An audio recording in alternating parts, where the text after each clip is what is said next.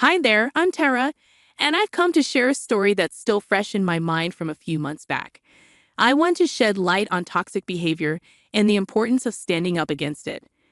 At 32 years old, I live with my husband Stephen, who's also 32, and our kitten. Stephen and I have been together since high school, and despite attending colleges in different states, our bond remains strong. We're about to celebrate our 15th anniversary as a couple, but unfortunately, my mother-in-law Lily won't be joining us. Lily has never approved of me. She's always favored her two sons, Stephen and his older brother Sean, showering them with attention since birth. They adored her so much that they failed to recognize her controlling and manipulative nature as they grew older. Lily's stringent rules became suffocating for her teenage sons. They weren't allowed to date, socialize, or even have sleepovers. Sean rebelled against her restrictions, often getting into trouble. Despite his defiance, he stood up for his now-wife Jessie when Lily attempted to intimidate her. As Stephen and Sean distanced themselves from Lily upon turning 18, her focus shifted to me. She went to great lengths to sabotage our relationship, even planning a trip to Hawaii during prom week to keep us apart. Although Stephen pleaded with her to cancel the trip, he rarely challenged her authority.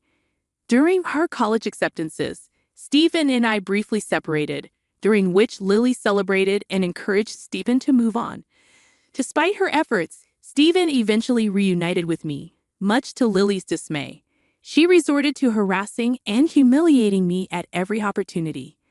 Lily's behavior serves as a reminder of the importance of recognizing and combating toxicity in relationships. It's crucial to stand up against such behavior to protect oneself and those we care about. I attempted to have a conversation with Stephen about Lily's behavior, but it didn't go as planned. Stephen, your mother's treatment of me is very disrespectful. I've always tried to be friendly and welcoming towards her, but all she does is berate me and call me names. I'm getting tired of her behavior. You need to do something about it, I expressed. Tara, you know my mother's a little sensitive with what happened with Sean. She's afraid to lose me as well. She only means well for me and my future. You shouldn't take her words to heart, Stephen replied. So you're okay with how Lily treats me? Seriously, Steve, you remember she tried to break us up, right? I questioned. She only did that because she thought you would cheat. If you had cheated on me, I would have been heartbroken. She wanted to help me escape a bad heartbreak, Stephen justified. Are you serious? She played on your insecurities to end our relationship. How can you justify that? I retorted. No matter what I said, Stephen never agreed with my perspective. He always thought I was overreacting and that Lily was only looking out for him. He outright refused to believe me when I said that Lily called me to berate me. He always said that Lily could do no such thing and that I was falsely accusing her of being mean. Even Sean tried to talk some sense into him, but after knowing everything, Stephen fought with Sean and accused him of betraying their mom. Things became strained between Sean and Stephen. Sean ended up marrying Jessica, his high school girlfriend whom Lily had tried to scare off. He invited Sean and me to the wedding but refused to even tell Lily about it. Lily was in hysterics and tried to convince Stephen to talk to Sean and get herself invited. Stephen, being the mama's boy he is, argued with Sean about Lily. Stephen almost didn't go to the wedding to support Lily. However, I asked him, do you really want to boycott the wedding to support Lily? Considering what she did to Sean and Jessie in high school, she still complains about Jessie and insists that she took Sean away from her. Why should they invite her to their wedding? Music. He responded, look, you didn't know the whole story. It was a big misunderstanding. She was trying to do what she thought was best for Sean. Moms can get carried away sometimes, but she's ready to mend bridges. We're family, and we shouldn't hold grudges against each other. I countered, it's their wedding, and they can choose who to invite. It's not your place to make those requests. We need to respect their decision. I know I can't do much, which is why I'm not attending the wedding. I want them to know that they are making a mistake. I'm going to RSVP tomorrow, and they will have plenty of time to change their minds. I warned him, Stephen, if you don't go to their wedding, they might cut you out as well. They've already done that to Lily. Are you sure you want to lose your brother over this issue? After a lot of back and forth, he finally agreed to attend the wedding. I was happy, thinking things might start to change. He witnessed how happy Cian and Jesse were without Lily's interference. They moved far away and organized the wedding to prevent Lily from showing up. Lily went ballistic when Stephen showed her the pictures, crying on his shoulders and making him stay with her for a month. Stephen even canceled our Colorado trip to make it up to her. I was heartbroken by how he handled the situation. However, I knew that we loved each other deeply, and breaking up wasn't an option anymore. All I hoped for was that Stephen would see the light and come to his senses about Lily's horrific behavior. Fast forward to 2 years ago, Stephen finally proposed to me, and I said yes. Lily was upset but put on a happy face for him. Later, I discovered that Lily refused to give Stephen her engagement ring because she was convinced I was a gold digger and that our marriage wouldn't last. I must admit, I adore the ring Stephen picked out for me. As engineers, we both earn well, and he was more than capable of buying the ring himself. Plus, I'd much rather wear something he chose than any of Lily's jewelry.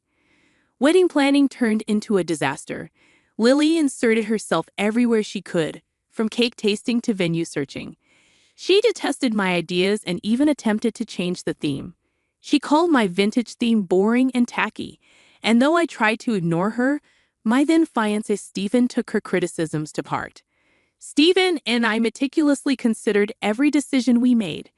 I finally had to put my foot down and talk to him about it. This is getting ridiculous.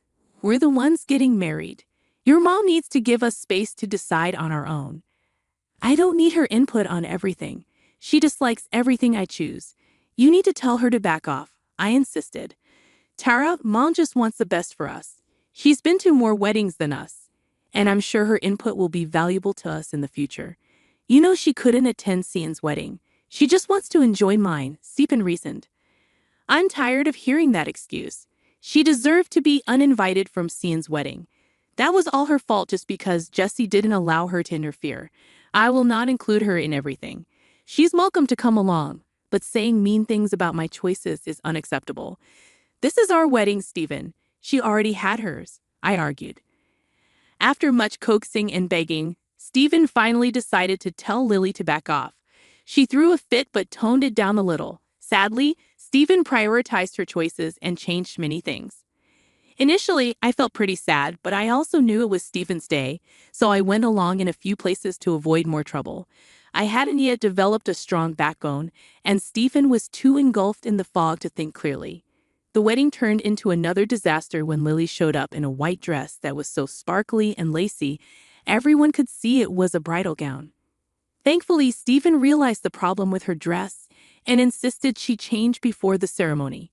She tried to play dumb and claimed she didn't have another dress. At that point, my maid of honor and best friend produced a pale blue gown that fit Lily perfectly. Knowing she was planning to wear white, I went shopping and bought her a decent dress out of my own pocket. Lily was out of excuses and had to wear the dress. During the reception, she made tearful speeches about losing her babies to awful women, targeting both me and Jess because they were avoiding her. Lily also disparaged our relationship and tried to portray herself as the poor mother-in-law. The wedding guests looked awkward, and even her family was mortified. My maid of honor promptly took the microphone away and started to lighten the mood. During our honeymoon, Lily called us continuously, crying about feeling lonely. At one point, she was calling us 6 times a day. When she couldn't reach Stephen, she called me, accusing me of keeping him away from her. She insisted that no matter what I did, Stephen would always choose her over me. I reminded her that we were on our honeymoon and that she needed to stop calling us so frequently. When Stephen's phone died, he went back to our room to charge it. There was no reason for me to keep him away from her. I know how greedy you are, Tara. All you want is his money. You cannot accept it. He sends me money every month and brings me gifts. You want to isolate him so that you can take all this money. I won't let that happen. He has been taking care of me since his father died 10 years ago, Lily accused. Lily, I don't care if he looks after you. You are his mother, so it's natural he will send you money. I earn pretty well for both of us, so I don't want his money anyways. You need to stop accusing me of such things, I responded firmly. Shut up, girl. You can fool him, but I know what type of woman you are. Now hand over the phone to my baby immediately. I need to talk to him right now, Lily demanded. This was just one of the many conversations I had with her throughout the honeymoon. We returned home and had to deal with her crying for days because we didn't take her on our honeymoon. Imagine my surprise when she scolded my husband for going without her. Anyway, as usual, Stephen did everything to console his mother and ignore my problems. I was slowly learning to put up with her tantrums and speak out for myself. Everything was going more or less okay until a few months ago when I found out that I was pregnant with our first child. We were both ecstatic, and Steve wanted to tell Lily immediately. I was a little uneasy about it but decided to let it go. I was sure she would be happy for her first grandbaby. Boy, was I wrong. The moment she knew, the waterworks and screaming started. She said I was baby trapping him and taking him away from her. It was all part of my grand scheme. She's sure I cheated on Stephen and was passing off the baby as his. My husband did his best to calm her down, but she refused to listen to him. By this point, I grew increasingly weary of Lily's antics. Her tantrums persisted for 2 weeks before she decided to pay us a visit. She arrived early in the morning and let herself in with a spare key. Lily seemed overly joyous about our baby and even attempted to shower me with gifts. Stephen was elated, believing Lily had finally accepted the baby.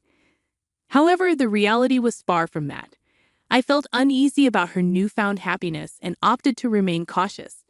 Later that evening, Lily offered to make us some tea, claiming it would help warm me up since it was getting chilly outside. Stephen was sincerely grateful for her kindness, giving me an "I told you so" look. Deciding to investigate, I excused myself and went to check on Lily in the kitchen. I observed her making tea and adding something from a carton.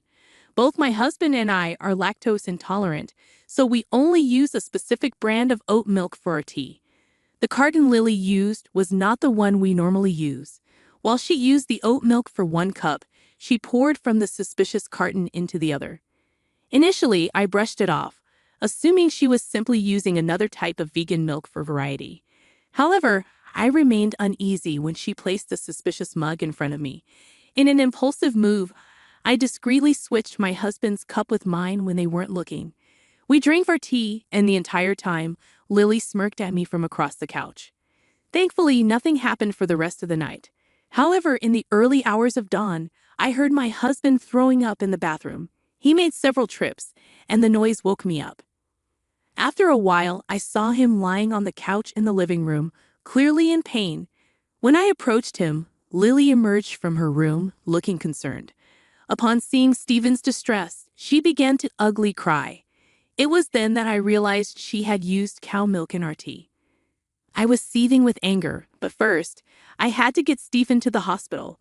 I called 911 and requested an ambulance because Stephen was experiencing intense stomach pain and was on the verge of passing out. At the hospital, we waited for the medication to take effect. When the doctor arrived for a consultation, I took Lily with me and made her confess in front of Stephen and the doctor. She was worried about her son, so making her confess wasn't difficult. The doctor shook his head and informed us that Stephen needed to be hospitalized for a day. After the doctors left, Stephen looked troubled. Suddenly, the fog started to clear in his head, and he was baffled by what Lily had done. He asked her, "Mom, you know I'm allergic to milk. Why did you use it? We don't even keep cow milk in our fridge. Why did you bring it to our house? Even Tara doesn't drink cow milk, and you are well aware of that." Lily responded tearfully, "Stephen, trust me. I didn't want to hurt you. I don't know how this happened. Of course, I know my baby can't have milk. I am your mother." Stephen pressed further, "Then why did you add milk to my tea, Mom? What happened?" Lily continued sobbing in a corner, prompting me to reveal the truth. "I know why Lily brought cow milk into our home. You weren't supposed to drink it. It was meant for me." Stephen was shocked. "You can't drink cow milk either. I'm sure Mom knows that as well. Why would she bring cow milk for you? I don't understand." I explained, "Lily just wanted to hurt me and our baby. I don't know what she wanted to achieve, but she wanted me to suffer. She gave me the cup you drank from. I switched our cups when she wasn't looking because I didn't want to risk the health of our child. Turns out I was right. Stephen was devastated and apologized profusely to me. He vowed to keep Lily away from our lives. I comforted him as best as I could and took him home the next day. I also changed the locks on our house while Stephen was in the hospital. He called Lily and informed her that we were going no contact with her for good, despite her protests and pleas. Stephen firmly stated, "Mom, after what you've done, there's no way I want you around. I always stood up for you and defended you. I was too blind to see how much you were hurting my family. I won't allow this anymore. You have crossed the line. Stephen, please, I didn't mean for this to happen. She was taking all your time, and I was feeling lonely. I thought that the baby would make things worse. I simply wanted to hurt her a little and make her suffer." "I'm sorry," Lily pleaded. "There is no point in saying sorry now. You have done something unforgivable. I cannot even imagine what would have happened if Tara had drunk the tea you gave her. I am disgusted with you and don't want to hear your voice again. Leave us alone," Stephen asserted firmly. With that, we slowly started going no contact with her. She showed up at the house and tried to get in with her keys. When she saw that we changed the lock, she started banging on the door. We simply called the cops and let them deal with her. We also blocked her on all our phones and social media. Cian and Jesse contacted our extended family to inform them about the issue. Everyone was downright disgusted and appalled by her behavior.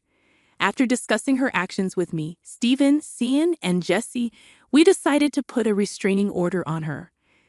With all the evidence caught on our security camera and her confession to the doctor, the order was granted pretty soon. So far, she has stayed away but has tried to fish for information from our extended family. No one has agreed to entertain her demands. We have also cut off our financial support, so she had to take up a job at Walmart to get by. We are slowly rebuilding our relationship with Cian and Jesse. Stephen and Cian had a heart-to-heart conversation and solved their problems. Jess and I were always good friends, so this just made us even happier. Thankfully, my husband has finally come to his senses and protected me from Lily. We are now pretty happy and eagerly waiting for the birth of our child. To be on the safe side, I reminded my husband that I won't allow Lily to ever have a relationship with our child. To my surprise, he agreed to this condition immediately. We've been enjoying the peace in our household after Lily is gone for good. We might just move to Cian City after our child is born. I am not sure what the future will bring, but I am positive we will get through everything together.